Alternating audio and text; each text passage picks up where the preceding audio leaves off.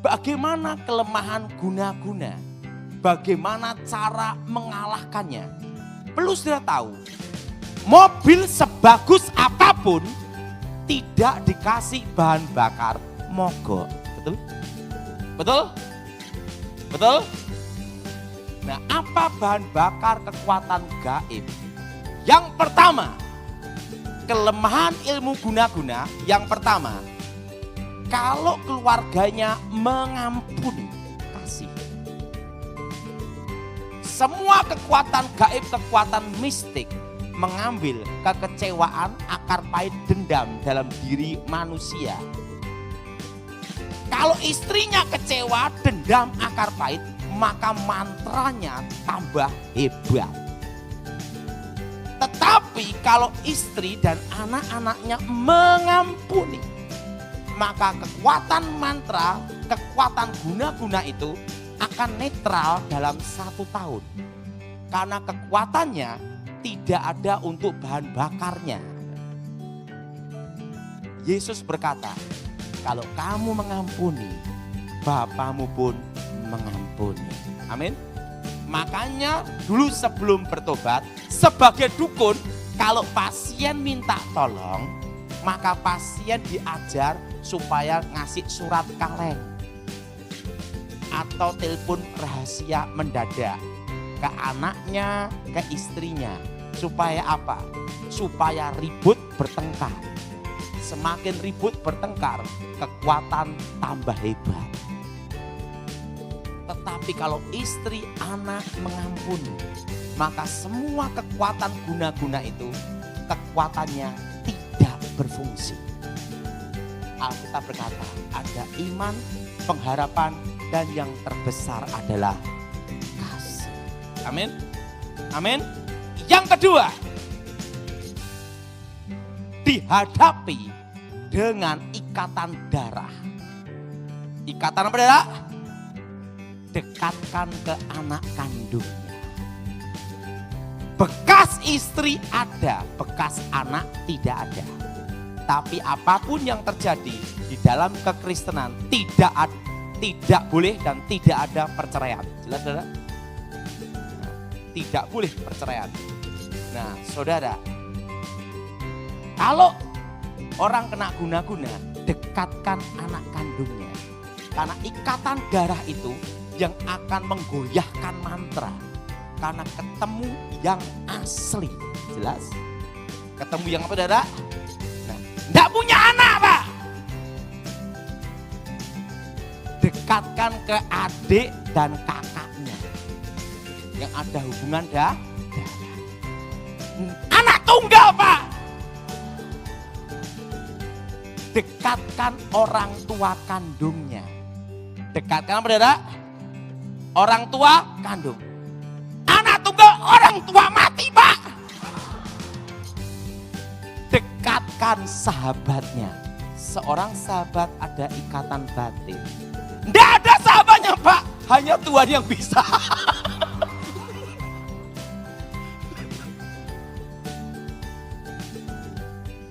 Harus ada minimal sahabatnya. Karena sahabat itu ada ikatan bahkan sahabat bisa melebihi saudara. Kan itu, saudara. Nah, itu ada hubungan batinnya. Begitu ini didekatkan, yang asli ketemu itu goyah. Tapi yang paling berbahaya dalam ilmu guna-guna, kalau ketemu anak kandung. Begitu kena anak kandungnya, mantra itu akan goyang. Kekuatan tidak berfungsi karena ketemu yang asli. Jelas, saudara? Yang ketiga, dihadapi dengan cinta sejati. Apa, saudara? Ingat, kasih itu tidak mencari keuntungan. Betul? Dan kasih itu menutupi segala sesuatu. Amin. Dan kasih itu memberi. Saudara, untuk menghadapi ilmu guna-guna sehebat apapun, seorang istri harus mencintai suaminya apa adanya. Pak, kalau istrinya sudah tidak mencintai gimana? Susah. Harus ada cinta di dalam diri istrinya. Karena apa? Yang asli itu lebih kuat daripada yang palsu. Itulah cinta, cerita indah namun tanpa akhir.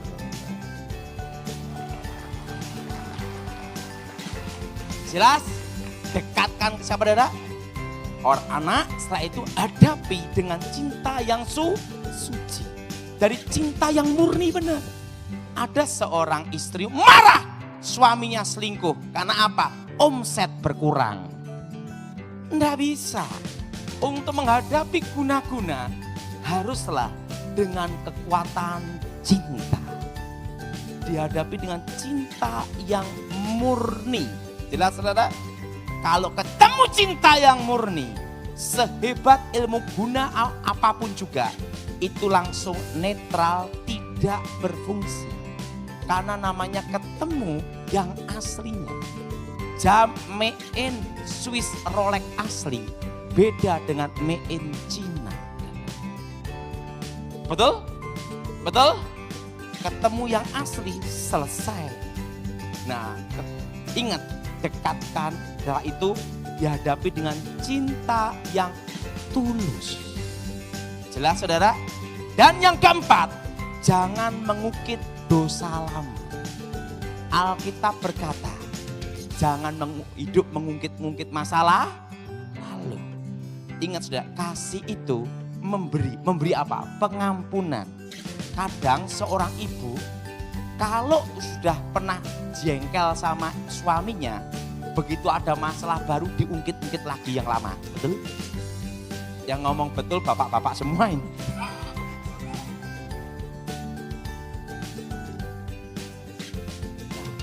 Kalau sudah lakukan 3 ini dan seorang suami yang kena guna-guna itu, cirinya mau kembali ke keluarga, kadang ke sana, kadang ke rumah. Berarti mantranya sudah goyah. Mantranya sudah berada goyah. Kalau udah mantranya sudah goyah, ketemu yang asli. Dia pulang ke rumah. Waktu pulang ke rumah, jangan ungkit dosa lamanya dia. Karena kasih itu adalah memberi pengampunan.